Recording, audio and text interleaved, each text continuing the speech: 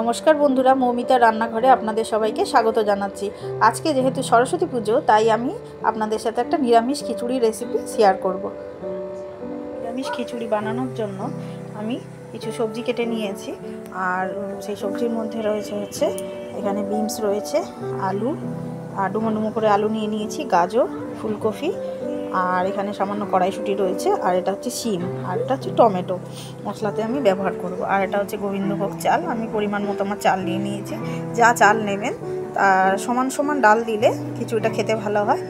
আর আমি একটু ডালটা পরিমাণ কম দিয়েছি, আর এই ডালটা আমি অল্প কড়াইতে সামান্য তেল দিয়ে এটাকে অনেকক্ষণ ধরে ভেজে রেখেছি। এই মানে ভালো একটু সুন্দর গন্ধ বেরোনো অবধি আমি এটা ভেজেছি, লাল লাল করে একটু ভেজে নিয়েছি। আর এখানে রয়েছে আদা আর জিরে, যেহেতু আমি নিরামিষ খিচুড়ি করব তাই আদা জিরেটাকে আমি বেটে নেব। এবার আমি এই আলু, কফি, গাজর আর শিম আর বিনস এগুলোকে আমি সব ভেজে তুলে রাখবো। তারপরে আমি খিচুড়িটা রান্না করব।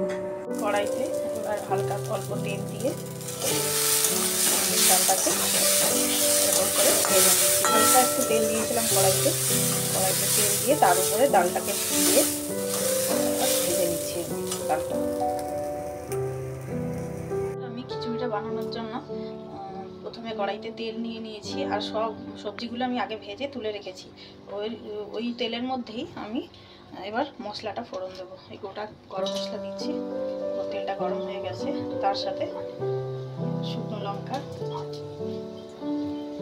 দিলাম আর দুটো তেজপাতা দিয়ে দিচ্ছি।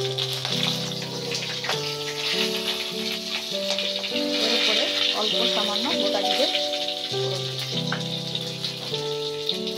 এবার এটা একটু ভাজা ভাজা হয়ে গেলে তার উপরে আদা জিরে বেটে রেখেছি সেটা দিয়ে দেবো। এই যে আদা জিরে বেটে রেখেছি, এই আদা জিরে বাটাটা আমি সামান্য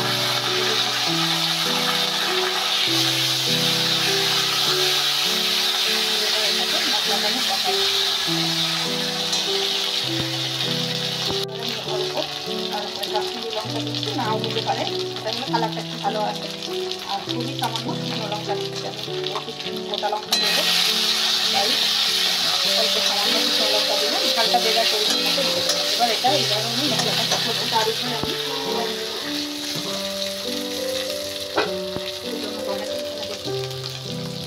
কুচানো টমেটো দিয়ে দিচ্ছি।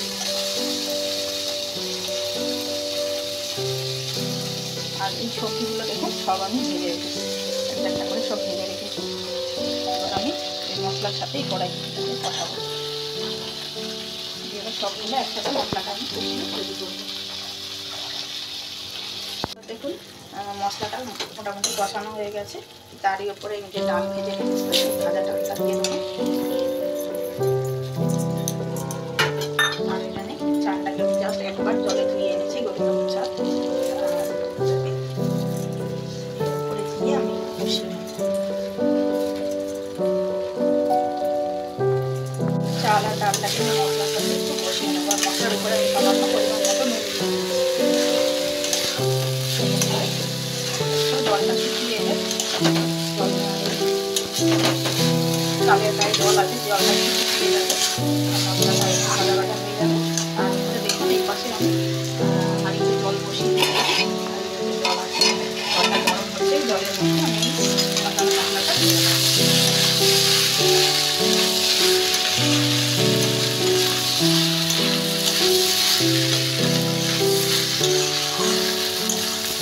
দেখুন আমার চাল আর ডালটা মশলার সাথে ভালো করে ভাজা হয়ে গেছে, মশলাটা একদম হয়ে গেছে। এবার আমি গ্যাসটা অন করে দিলাম, আর এই পাশে আমি গ্যাসটা একদম জলটা ফুটে জলের উপরে আমি এটা এবার দিয়ে দেবো।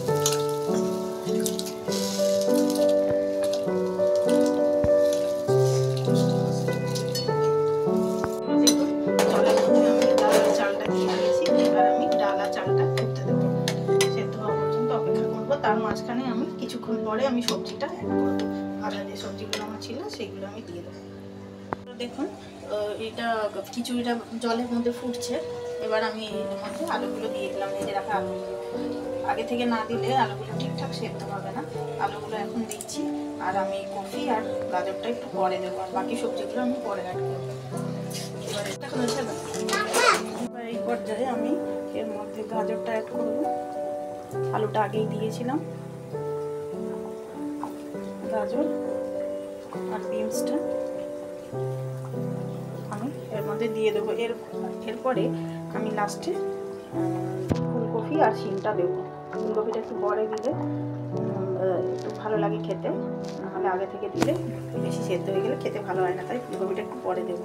এবার দেখুন আমি ফুলকপিগুলো অ্যাড করব।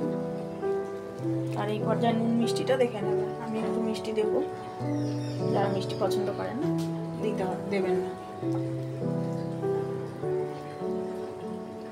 কফিটা দিয়ে দেবো আর শিমটা দিয়ে দেবো।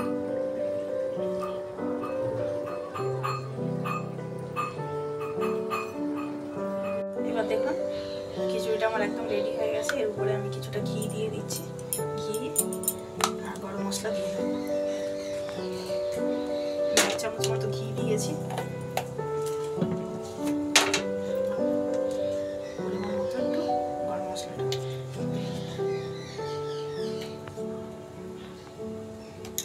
গরম মশলা খুব বেশি ইউজ করবো না, গোবিন্দভোগ চাল যেহেতু আছে এর সেন্টটা ভালো লাগে বেশি। ঘি দিলেই হয়ে যায়, শুধু গরম মশলা দিয়ে নাও দিতে চান নাও দিতে পারে। এবারে আমি একটু এরকম করে মিক্সড করে দিয়ে আমি এটা ঢাকিয়ে একটু রেখে দেবো কিছু। উপর থেকে একটু ঘি ছড়িয়ে দিচ্ছি আর লেবু দিয়ে আমি এটাকে পরিবেশন করব। আজকে বন্ধুরা দেখুন আমাদের খিচুড়ি একদম রেডি হয়ে গেছে। আর আমি খিচুড়ি আজকে এই বেগুন ভাজা আর আলু ভাজা আর পাঁপড় ভাজার সাথে পরিবেশন করেছি।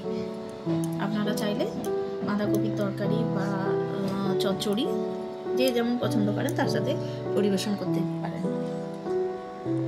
আমার রান্নাটা কেমন হলো একটা কমেন্টে অবশ্যই জানাবেন। আর প্লিজ আমার চ্যানেলটাকে সাবস্ক্রাইব করে দেবেন আর একটা লাইক অবশ্যই করবেন।